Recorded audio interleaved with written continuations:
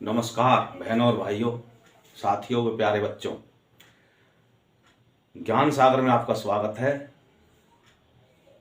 और हमारा जो कल का छूटा हुआ विषय था, जिसमें हम भारत के राजनीतिक मानचित्र का पुनर्निर्माण, इस अध्याय के प्रश्न उत्तर बता रहे थे। मैंने बताया था कि इसमें पूरे अध्याय के कुल मेन तो 3 ही प्रश्न हैं, जिसमें भारतीय समाज ने आक्रमणों का कैसे सामना किया और राजनीतिक अस्थिरता में अर्थव्यवस्था किस प्रकार अनुकूल किया, और इस काल में विदेशी आक्रमणों और नई राजवंश के उदय ने भारत की राजनीतिक सीमाओं को किस प्रकार पुनर्परिभाषित किया। तो मैं इसको दोबारा से बता देता हूं, क्योंकि कईयों ने कमेंट करके बताया कि हमें इसमें जो है और थोड़ा समझाओ। तो इस काल में विदेशी आक्रमणों ने, नए राजवंशों के उदय ने राजनीतिक सीमाओं को किस प्रकार पुनर्परिभाषित किया। यानी कि इस कालखंड के दौरान जो 11वीं शताब्दी से शुरू हुआ और 17वीं शताब्दी तक गया, इसमें जो विदेशी आक्रमण किन्होंने विदेशी आक्रमण किए और उस आक्रमणों के बाद में कौन कौन से राजवंशों का नया उदय हुआ और सीमाओं को किस प्रकार से पुनर्परिभाषित किया, ये 3 बातें पूछी गई हैं। तो इस कालखंड में जो आक्रमण हुए वो सबसे पहले तो 11वीं शताब्दी के आखिरी में जाके 1192 ईस्वी में तुर्क और अफगानों ने किए, जिससे पृथ्वीराज चौहान हार गए 1192 में। और यहाँ पे 1206 ईस्वी में तकरीबन गुलाम वंश की नींव पड़ी और उनके 5 राजवंश जो है और यहाँ पे उभरे। आखिरी उनका लोधी वंश रहा। सबसे पहले गुलाम वंश बना, उसके बाद में खिलजी बना, फिर तुगलक बना, उसके बाद में सैयद और आखिरी में लोधी। एवरेज इन्होंने 9 वर्ष जो है शासन किया। और इस दौरान जो राजवंश हुए उनकी राजनीतिक सीमा उन्होंने पुनर्परिभाषित किया। तो 1192 में यहाँ पे दिल्ली सल्तनत की स्थापना हो गई। एक तो ये हो गया, पुनर्परिभाषित हो गई सीमा। और उत्तर पश्चिम का जो भाग था वो खंडित हो गया। उनकी जो है राज्य हो गए, वे खंडित हो गए। उत्तर पश्चिम के जितने भी राज्य थे इन्होंने जो खंडित कर दिया। उसके बाद में 1526 ईस्वी में बाबर के नेतृत्व में यहाँ पे हमला हुआ और बाबर ने जो है ये जो तुर्क और ये अफगान थे इनसे राज हड़प के अपना राजवंश स्थापित कर लिया। तो दूसरा राजवंश कौन सा होगा? मुगल। और उसके बाद में कुछ दिन के लिए शेरशाह सूरी ने भी यहाँ पर शासन किया। तो वापस वो शेरशाह सूरी कौन थे? इन अफगानों में से था। अफगान उसमें हालांकि था वो भारतीय कन्वर्टेड मुसलमान, और अफगानों के सहयोग से उसने जो है यहाँ पे राज सत्ता हथिया ली। 10 साल तकरीबन उसने जो है 15 साल उसने शासन किया। फिर वापस से मुगल स्थापित हो गए अकबर के नेतृत्व में। हुमायूं ने थोड़ी देर और शासन करा, लेकिन वो कहने का होगा कि जो है अकबर के नेतृत्व में फिर आगे तक यह मुगल स्थापित रहे दिल्ली में। इन्होंने कभी आगरा राजधानी बना ली। तो 1526 में पानीपत में मुगल ने जो है विजय स्थापित कर ली और भारत के अधिकांश भाग को एकीकृत किया। उसी दौरान 14वीं शताब्दी में विजयनगर और बहमनी नए राजवंश की स्थापना हुई। दक्षिण में जो है विजयनगर और बहमनी नए राजवंश बने और इन्होंने दिल्ली का नियंत्रण का विरोध किया। और इससे फिर उसी दौरान उत्तर पूर्व में अहोम और राजपूत मुख्य वर्तमान राजस्थान में जो है उन्होंने जो है क्षेत्रीय शक्ति की स्वायत्तता बनाए रखी, जिससे एक खंडित राजनीतिक मानचित्र का निर्माण हुआ। 1398 में तैमूर ने भारत के सल्तनत को कमजोर कर दिया। उसको हरवीर बुलिया जाट ने, किसान ने जो है उसको मार भगाया, उसको जान से मार दिया। जबकि अकबर और औरंगजेब के नेतृत्व में उसके बाद में फिर से मुगलों का विस्तार चरम पे पहुंच गया, लेकिन विद्रोहों का उन्होंने सामना करना पड़ा। परिणाम क्या हुआ? अस्थिर और विवादित राजनीतिक मानचित्र रहा, हमेशा स्थिर रहा। वो उनको हम पीट पाट के भगा देते थे तो दोबारा वो अपना कब्जा कर लेते थे। इस प्रकार से उस समय पे अस्थिरता का दौर बना रहा। ये है इस प्रश्न का उत्तर। प्रश्न का उत्तर में क्या लिखेंगे आप? 11वीं से 17वीं शताब्दी के बीच में ये जो भारत के नए नए राजनीतिक राजवंशों का उदय हुआ, 11वीं शताब्दी के अंत में जो है 1192 में ईस्वी में पृथ्वीराज चौहान के हारने के बाद में यहाँ पे भारत में दिल्ली सल्तनत की स्थापना हुई। 5 राजवंशों ने यहाँ पे राज किया। उसके बाद में मुगलों ने उस पर अधिकार जमा लिया। इसी दौरान में उत्तर के क्षेत्र में जो है आपका राजपूतों ने अपना वर्चस्व बनाए रखा। दक्षिण की दिशा में विजयनगर और बहमनी ने अपना वर्चस्व बनाए रखा, और पूर्व दिशा में जो है अहोमों ने अपना वर्चस्व बनाए रखा, और कलिंग ने भी अपना वर्चस्व बनाए रखा।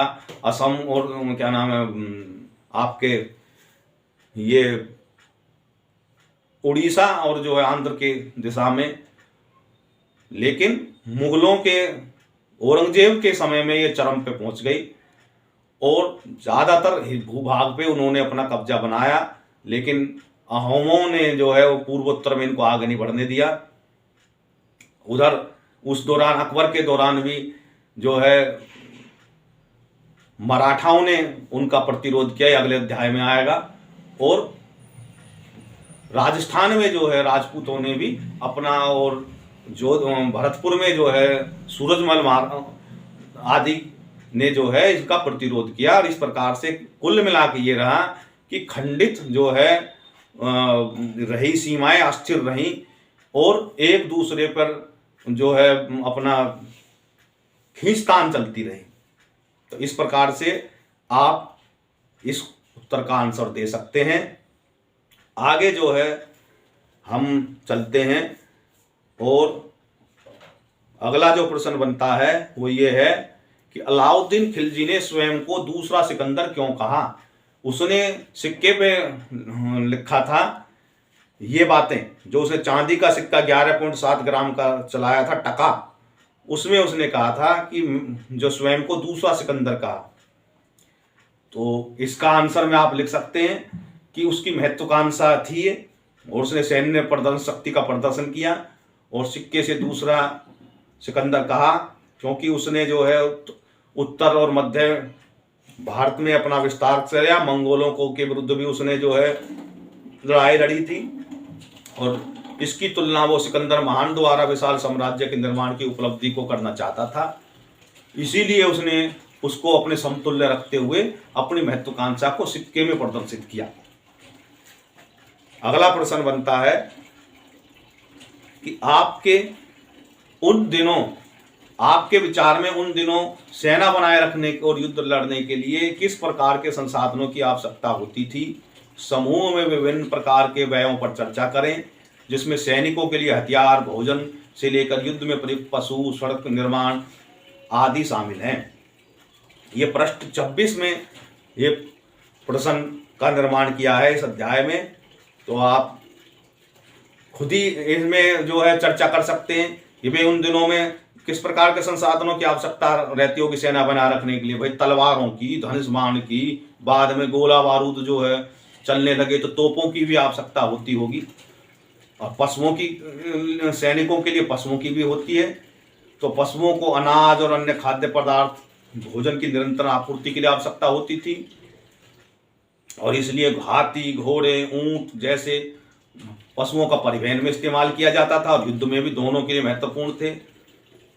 और क्योंकि आने जाने के लिए अच्छे संसाधनों की भी जरूरत थी, तो सड़कों की भी आवश्यकता थी, पुलों के निर्माण की आवश्यकता थी। तो सेनाओं ने तेजी से इसको कुशलतापूर्वक आगे बनाने में जो है सक्षमता दिखाई, और इसलिए सेना को इस काम में लगाने के लिए, वित्त पोषण के लिए उन्होंने कर लगाने की भी व्यवस्था बनाई रही होगी। इसीलिए उस कर से जो है और लूटमार से जो भी पैसा इकट्ठा होता था, इसमें इन संसाधनों को बनाने में वो खर्च करते थे, ऐसा करते होंगे। और सैनिकों के इसमें जो वेतन, उपकरण, किलाबंदी में जो खर्चा आता था, इसके अलावा हथियार बनाने और कुशल कारीगर की आवश्यकता होती थी। मजदूर, रसद और निर्माण में इनके सहयोग करते होंगे। तो भाई वे जो लूट मार करके लाते थे इधर उधर से, उसी से ही, और यहाँ के किसानों से जो वो जो कर लेते थे, व्यापारियों से जो कर लेते थे, इसी से उनका वित्त चलता होगा। तो इस प्रकार से आप इन प्रश्न का उत्तर में आप कह सकते हैं। अगला जो है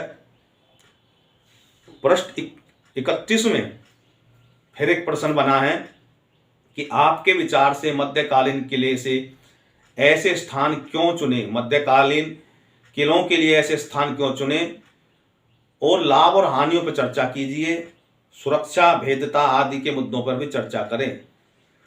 तो भाई क्योंकि वो उस समय पे जो किले थे वो सुनसान बियाबान में बनाए जाते थे, अरावली पहाड़ियों में, दुर्गों पे, तो ये जो बनाने का उनका उस समय पे किले का जो औचित्य था, जैसे कुंभलगढ़ का किला मध्यकालीन किले अरावली पहाड़ी ये रणनीतिक स्थानों पर कई कारणों से बनाए गए थे कि एक तो प्राकृतिक रूप से जो है सुरक्षा हो सके, निगरानी भी बेहतर, दूर से ऊंचाई पर रहेंगे तो निगरानी भी बेहतर से होगी, शत्रुओं को पहुंच पाना बहुत कठिन था, आसपास में जंगल के संसाधन उपलब्ध थे। हालांकि एकांत का कारण त्वरित सहायता प्राप्त करना था। एक तरफ से तो ढलान होती थी, ऊंची ढलान, और एक तरफ से चौटाई, मतलब जो ऊंचाई वैसी होती थी। तो वो जो है जो ढलान जो एक तरफ से ऊंची होती थी, तो उससे तो रसद सामग्री आराम से वो पहुंचा लेते थे, और दूसरी तरफ से उनका जो मोर्चाबंदी के लिए थी, तो वहाँ पे जो है वो पहाड़ी वगैरह होती थी, गहरी गहरी खाइयाँ होती थी। तो इस प्रकार से सुरक्षा की दृष्टि को मद्देनजर रखते हुए एकांत में ये ऐसे किले बनाते थे। आगे प्रश्न 35 पे जो है फिर एक चित्र है, सांकेतिक रूप से उसमें हथियार, जानवरों की गतिविधियों पर बनाए हुए हैं, उन पे आप ध्यान दे के बताएं कि नीचे दिए गए चित्र में आप किन तत्वों को देखते हैं और उस समय के जीवन के बारे में क्या बताता है। तो ये जो है वो विट्ठल मंदिर में का वो चित्र है। योद्धाओं की तलवारें, भाले, ढाले, घोड़े और युद्ध के दृश्य उसमें बनाए गए हैं। ये तत्व ऐसे समाज को दर्शाते हैं जो युद्ध के लिए महत्व देता है। यहाँ जानवरों ने लड़ाई और परिवहन में दोनों में भूमिका निभाई थी, जो एक जीवंत संघर्ष प्रधान संस्कृति को प्रतिबिंबित करता है।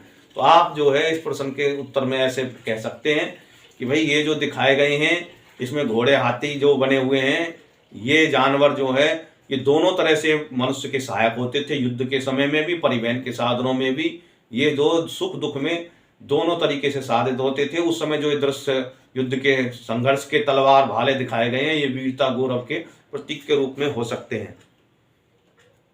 अगला प्रश्न है, इसमें 3 मानचित्र हैं। 3 मानचित्र कौन कौन से हैं? 2.3, 2.12 और 2.16। इन 3 मानचित्रों की तुलना करिए और आपको क्या अंतर दिखाई देता है, इनमें से किस का पुनर्निर्माण हुआ। यह प्रश्न 41 पे प्रश्न बन रहा है। तो इसमें 3 है मानचित्र। पहला जो 2.3 मानचित्र है उसमें दिल्ली सल्तनत के दौरान का जो है ये मानचित्र है। उसके बाद में दूसरा जो मानचित्र है वो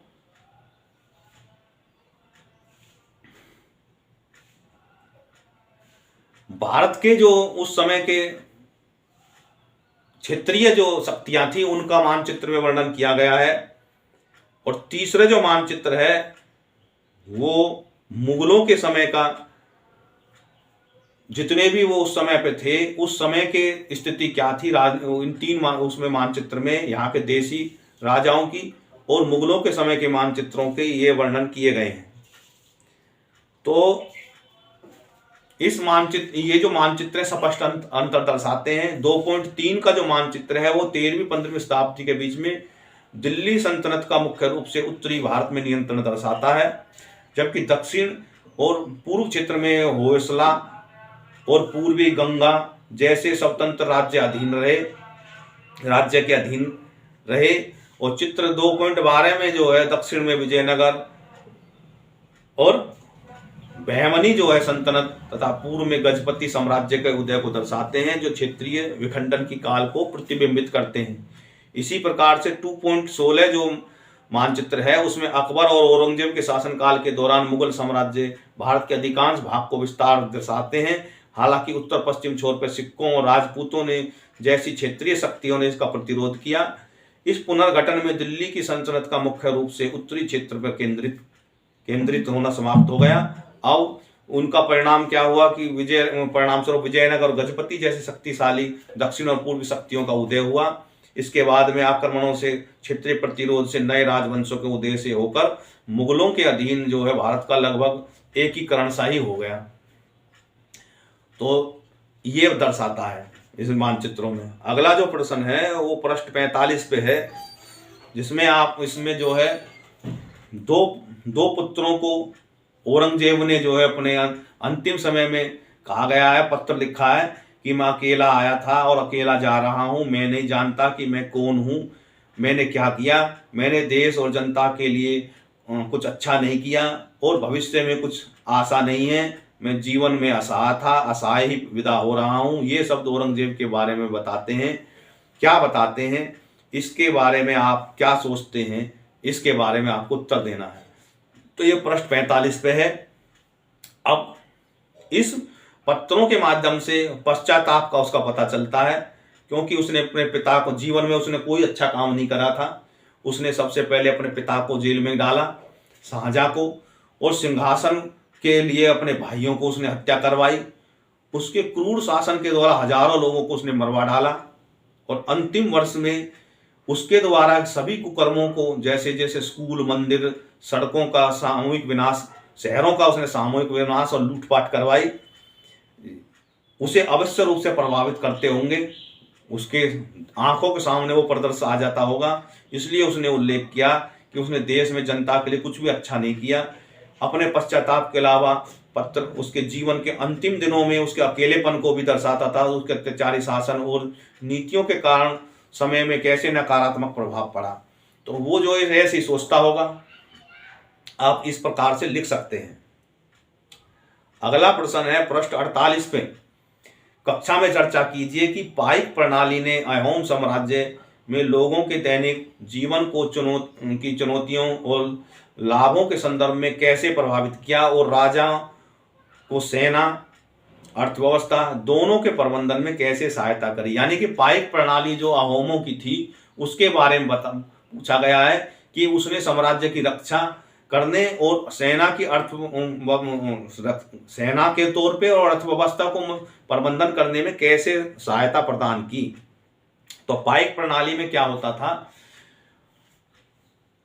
कि परमानेंटली सेना नहीं रखी जाती थी कि वो तनख्वाह देते रहें। उसके लिए क्या होता था, जो सक्षम पुरुष होते थे उन्हें दो काम सौंप दिए जाते थे। भाई आप मेहनत करो और सेना में सेवा भी दो। मेहनत करने के लिए उनको खेती दे दी जाती थी कि भाई आप पार्ट समय में तो खेती करो और उससे जो आमदनी हो वो तुम्हारी।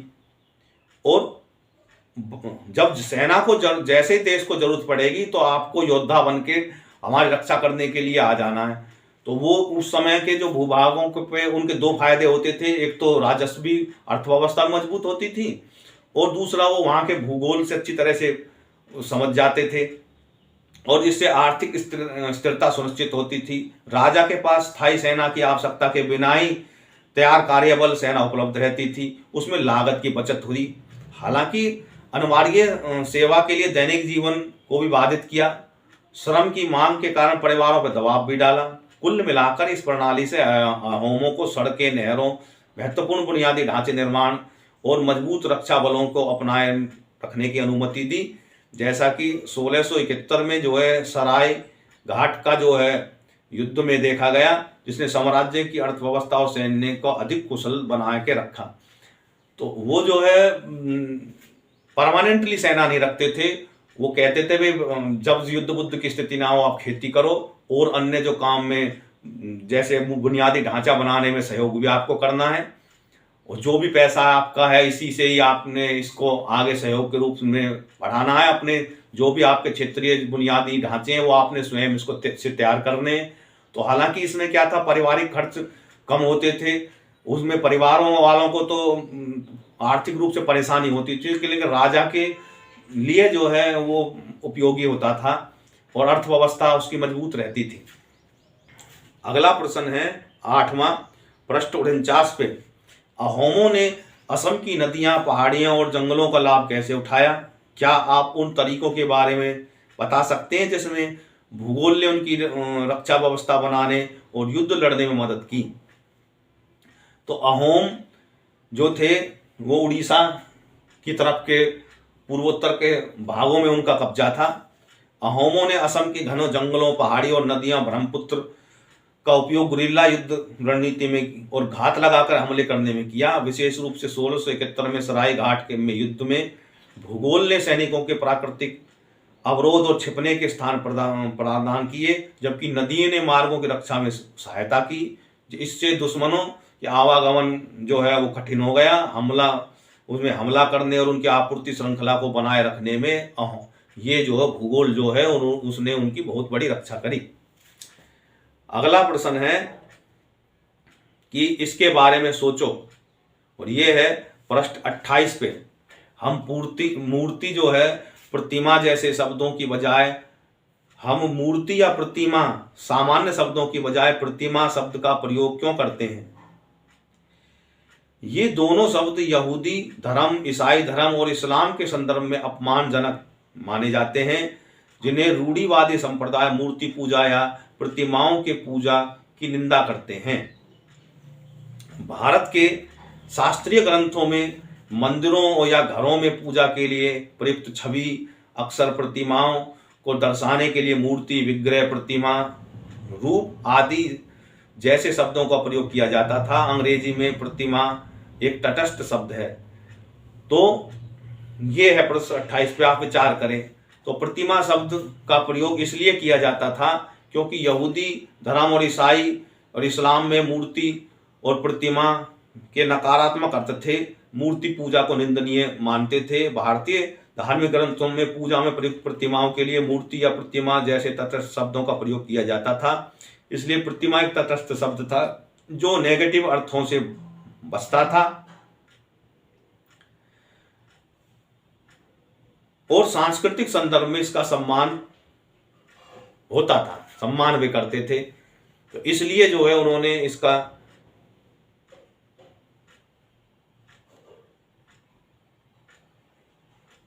प्रयोग किया। आगे इसी में दूसरा प्रश्न है पृष्ठ 29 पेज पे। तुगलक काल में तेलुगु सरदार मुसुनूरी नायकों ने क्षेत्र में के 75 से अधिक सरदारों ने एकजुट किया और एक संघ बनाया, जिसने छोटे प्रांतों को हराया, दिल्ली सल्तनत की सीमा को पराजित किया और लगभग 1330 से 1336 में मोहम्मद बिन तुगलक की सेना को वारंगल वर्तमान तेलंगाना से खदेड़ दिया। आपको क्यों लगता है कि उन दिनों 75 नेताओं को एक साथ लाना आसान काम रहा होगा? आपको क्या लगता है कि वो 75 को जो है लाना आसान रहा होगा? तो इसके उत्तर में आप अपने बुद्धि का भी कर सकते हैं कि वह 14वीं शताब्दी में क्षेत्रीय प्रतिबद्धता, संचार की कमी, विभिन्न राजनीतिक हितों की वजह 75 सरदारों को एक साथ लाना एक कठिन कार्य रहा होगा। मुसुनूरी नायकों ने एक ऐसा कर दिखाया जिससे मजबूत नेतृत्व, दिल्ली के विरुद्ध साझा लक्ष्यों और राजनीतिक गठबंधन को बनाने की क्षमता को वो दर्शाता है। एक बहुत कठिन काम था लेकिन उन्होंने कर दिखाया। अगला है प्रश्न पृष्ठ 32 पे। क्या आपने गजपति जैसी उपाधि में पति शब्द को ध्यान दिया है? पति का अर्थ स्वामी होता है।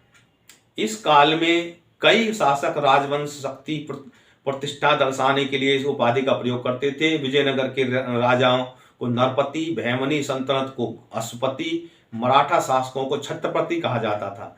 प्रत्येक उपाधि राजस्व और शक्ति के विभिन्न पहलुओं को दर्शाती है। क्या आप अनुमान लगाते हैं कि इन तीनों शब्दों का क्या अर्थ होता है?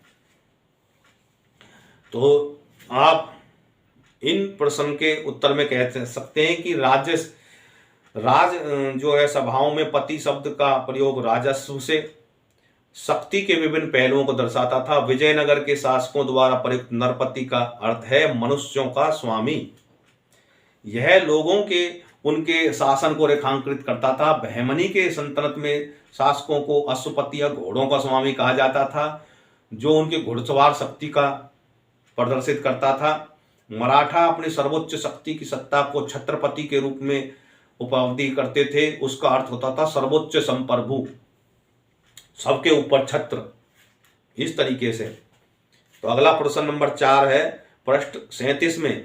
बाबर ने भारत के संबंधी विचारों में आपको सबसे अधिक क्या प्रभावित करते हैं? समूह में चर्चा करेंगे। बाबर ने भारत के संबंध में जो विचार रखे उसमें सबसे अधिक आपको क्या प्रभावित किया? तो उसमें बाबर ने अपने बाबरनामे में कहा है कि बाबर ने भारत के संबंध में विचारों से पता चलता है कि यह एक नई भूमि में खुद को बेगाना महसूस कर रहा था। उसे मध्य एशिया की ठंडी जलवायु संस्कृति की याद आ रही थी, लेकिन भारत के समृद्ध संसाधनों जिसमें सोने चांदी के भंडार, व्यस्त बाजार, कुशल कारीगर शामिल थे, उनसे वह अचंभित कर दिया। यद्यपि उसने अपरिचित भोजन, जीवन शैली जैसे कुछ चीज़ों की आलोचना भी करी, फिर भी देश की सुंदरता और समृद्धता भी उसने देखी। उसके विचार की गहरी स्मृति भारत की खूबियों के प्रति उसकी दृष्टि दोनों को दर्शाती है। यानी कि उसमें दोनों बातें थीं। वो यहाँ के कुछ बातों को अच्छा भी नहीं मानता था और भारत की समृद्धि और सुंदरता को देख के वो प्रभावित भी होता था। तो ये जो है दोनों बातें उसमें आप इस हिसाब से अपने उत्तर में लिख सकते हैं। अगला प्रश्न है पृष्ठ 40 पे। आपके विचार में अकबर ने अपने साम्राज्य का विस्तार करने के लिए अलग अलग रणनीति क्यों अपनाई, जबकि दिल्ली के पूर्व शासक मुख्य रूप से सैन्य शक्ति पर निर्भर थे? तो अकबर ने ऐसा क्यों करा कि उनने विभिन्न प्रकार की युक्ति अपनाई? क्योंकि अकबर ने कूटनीतिक, वैवाहिक गठबंधन और सुलह कुल धार्मिक सहिष्णुता जैसी विभिन्न रणनीति अपनाई, क्योंकि वह समझता था कि अगर हमें लंबे समय तक शासन करना है तो हमें टिक के यहाँ पे जो है यहाँ के परिस्थिति के अनुसार लोगों से संबंध स्थापित करने होंगे। एक विविध साम्राज्य शासन के लिए केवल बल की आवश्यकता ही नहीं होती। इसलिए उसने जो है दिल्ली के पूर्व सल्तनत जो थे सैन्य पर ही निर्भर थे, जिससे अस्थिरता, विद्रोह उत्पन्न होता था। अकबर ने इसे सबक लिया और राजपूत जैसे समूह की वफादारी को जीतने के लिए उसने यही तरीका चुना, जिसने उसके साम्राज्य स्थिर और एकजुट हुआ। उसने कहा कि भाई ये जो राजपूत हैं ये भावुक हैं और इनको भावनाओं को जितनी अच्छी तरीके से इस्तेमाल किया जा सकता है।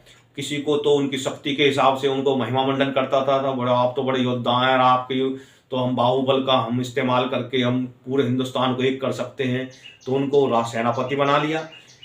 किसी के जो है वो जो उनसे देखा कि भाई ये अपने औरतों के प्रति बड़े वो हैं, रिश्तेदारी को बड़ा मानते हैं, तो उन्होंने उनके साथ में रिश्तेदारी जोड़ ली। तो इस प्रकार से उसने जो है इनकी शक्तियों को, राजपूतों की शक्तियों का, हाथों का इस्तेमाल किया और अपनी सीमाओं के विस्तार में इनका लंबे समय तक इस्तेमाल किया। इस प्रकार से उसने युक्ति से इस्तेमाल करके जो है अपने शासन को स्थिर बनाए रखा। अगला प्रश्न है पृष्ठ 43 पे। उसमें है, हमने ऊपर देखा कि दिल्ली के सुल्तानों की औसत शासनकाल 9 वर्ष था। औरंगजेब तक मुगल सम्राटों के मामले में यह 27 वर्ष हो जाती है, जबकि 19वीं शताब्दी में साम्राज्य के अंत तक सभी मुगलों को शामिल करें तो 16 वर्ष हो जाती है।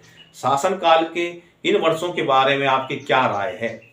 तो ये जो प्रश्न पूछा गया है कि भाई सल्तनत काल में तो 9 वर्ष थी और मुगल काल में 27 वर्ष होगी, लेकिन 19वीं शताब्दी में तक पहुँचते पहुँचते मुगलों का क्योंकि औरंगजेब के बाद में अस्थिरता फैल गई थी, तो ये एवरेज भी 16 वर्ष आ जाती है, क्योंकि मारकाट उनकी आपस में होने लगी थी। तो क्या दर्शाता है आपको? तो ये जो दर्शाती है कि जो दिल्ली के सुल्तानों की औसत आयु शासनकाल की 9 वर्ष थी, तो ये उनकी आपसी राजनीतिक अस्थिरता के बारे में और उनकी हिंसक प्रवृत्ति, उत्तराधिकार की लड़ाई को दर्शाते हैं। इसके विपरीत तो औरंगजेब तक मुगल सम्राटों की औसत आयु 27 वर्ष जो शासनकाल की दर्शाती है, वो बेहतर प्रशासन, योजना, गठबंधन को उनको दर्शाती है। लेकिन मुगल शासकों में शामिल जो शासित करने के लिए औसत 16 वर्ष हो जाती है, यह दर्शाती है कि उनका साम्राज्य कमजोर और अस्थिर हो गया था। ये उनकी उस समय की जो है औरंगजेब के मरने के बाद में जो है ये उनकी खींचतान को दर्शाता है। अगला प्रश्न है पृष्ठ 52 पे, आपके विचार में गुरु तेग बहादुर ने धर्म परिवर्तन की बजाय यातनाएं क्यों सहन की? उन्हें ऐसा क्यों लगा कि उनके बलिदान से फर्क पड़ेगा?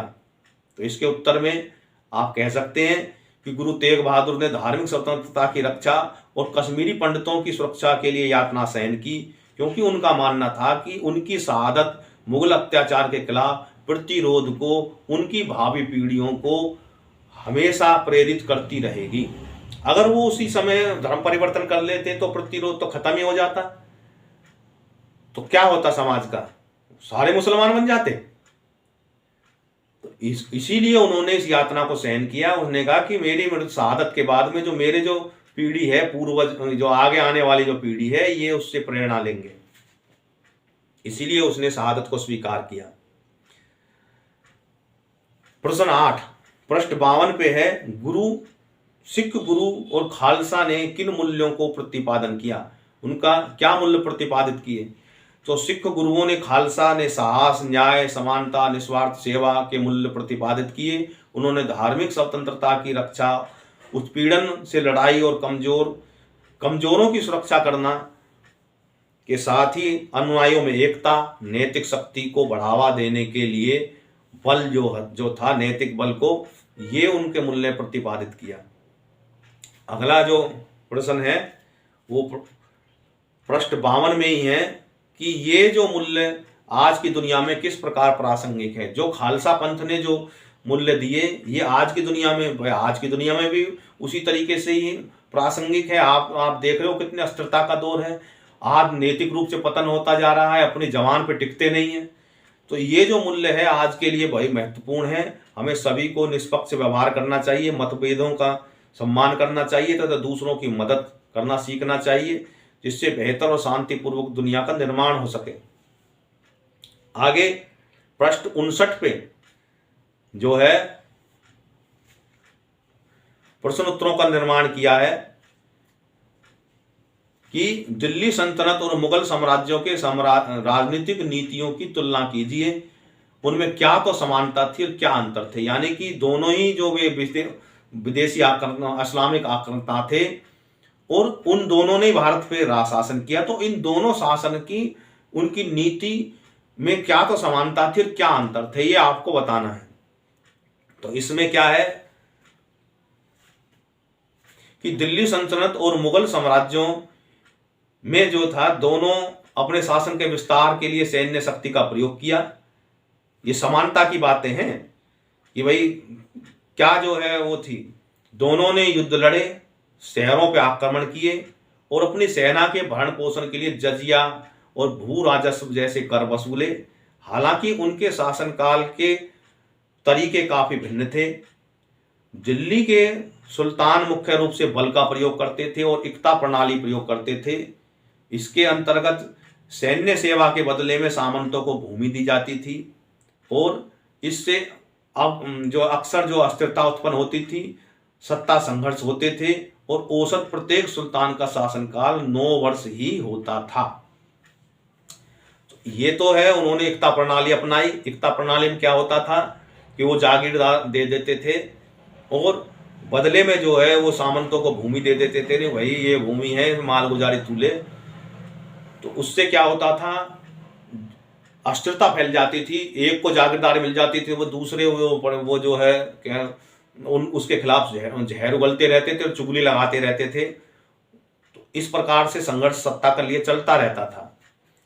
जबकि मुगलों ने क्या करा, विशेष रूप से अकबर ने के सम्राट के शासनकाल में अधिक स्थिरता, विचारशील शासन प्रणाली अपनाई।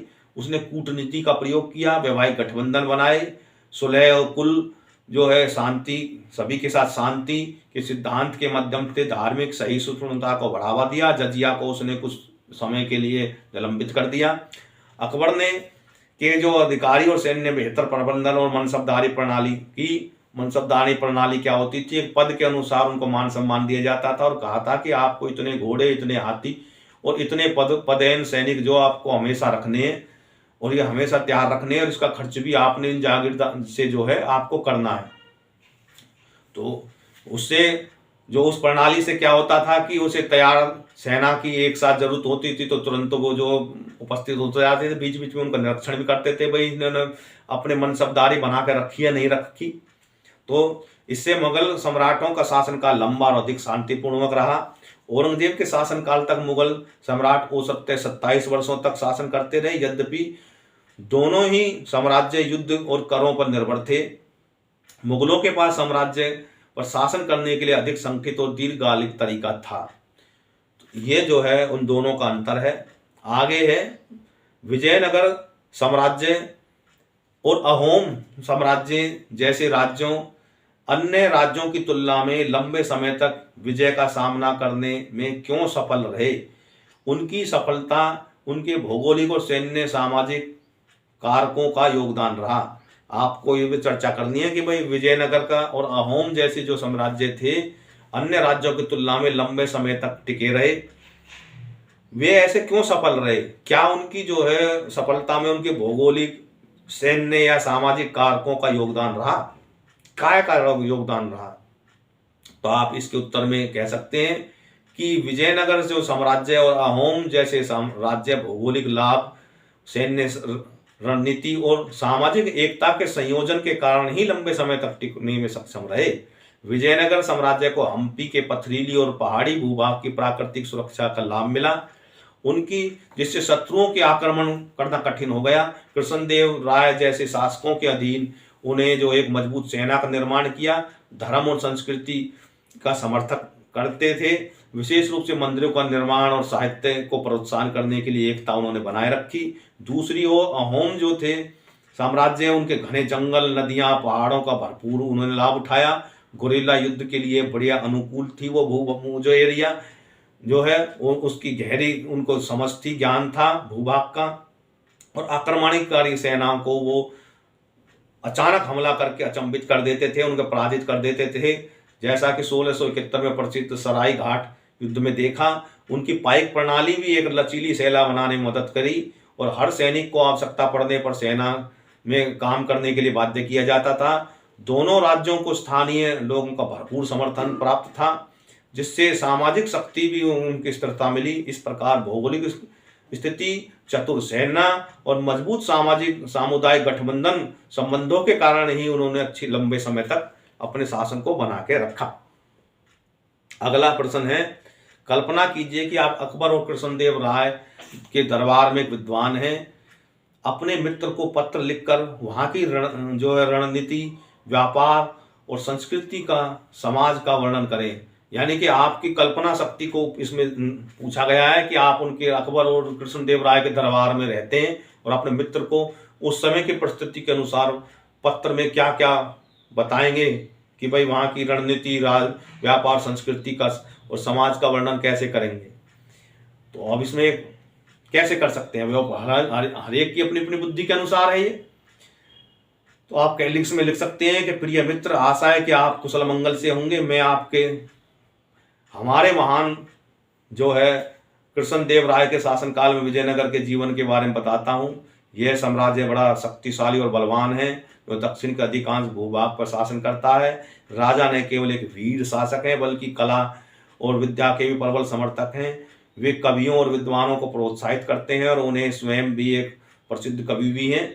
हमारा सुंदर जो शहर, मंदिर, महलों, उद्यानों और बाजारों में वस्तु से भरा है। कहा जाता है कि यह रोम जितना विशाल और सुंदर है।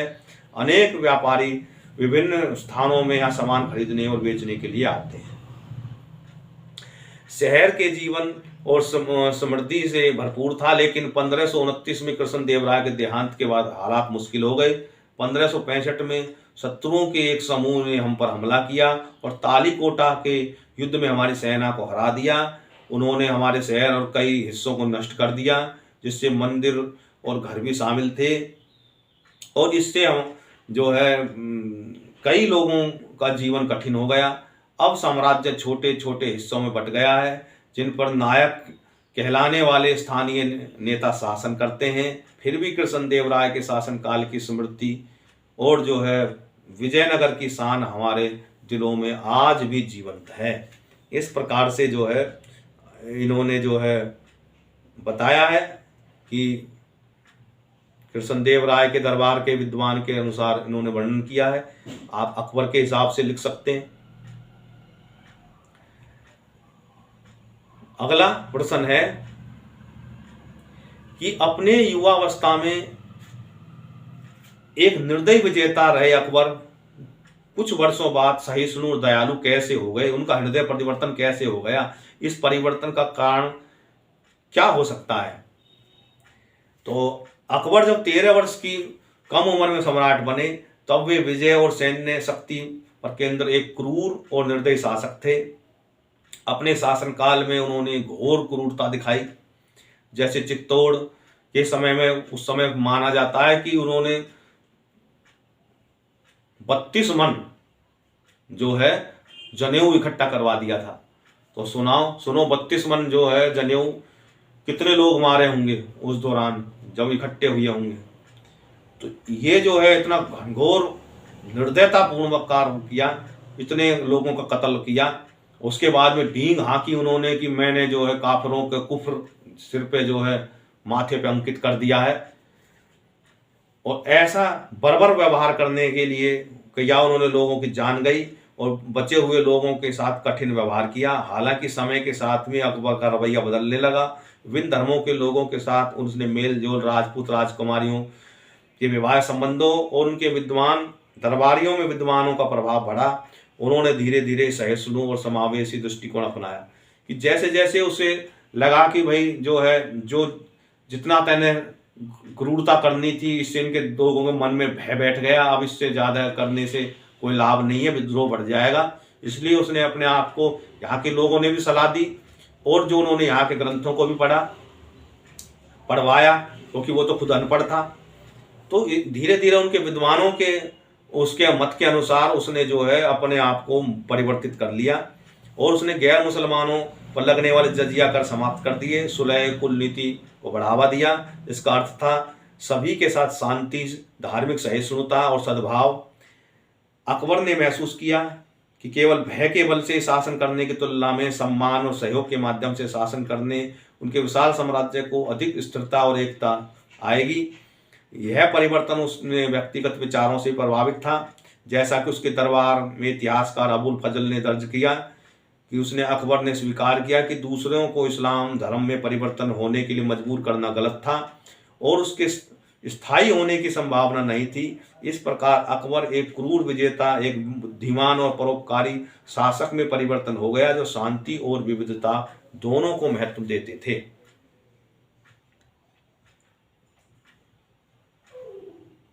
अगला प्रश्न है, यदि विजयनगर साम्राज्य तालीकोटा का युद्ध जीत जाता तो कल्पना कीजिए और वर्णन कीजिए कि इससे दक्षिण भारत की राजनीतिक सांस्कृतिक इतिहास में क्या परिवर्तन आ जाते। तो एक कल्पना का विषय है, कल्पना कुछ भी कर सकता है कि विजयनगर साम्राज्य अगर 65 में तालीकोटा जीत जाता तो दक्षिण में भारत के इतिहास आज कुछ अलग ही होता। साम्राज्य मजबूत हो जाते, एकजुट बना रहता दक्खन और उससे अपनी शक्ति का विस्तार करता रहता। इस विजय से छोटे छोटे नायक राज्यों में जो विभाजित होने से बच जाते, जिससे विजयनगर लंबे समय तक एक शक्तिशाली साम्राज्य बना रहता।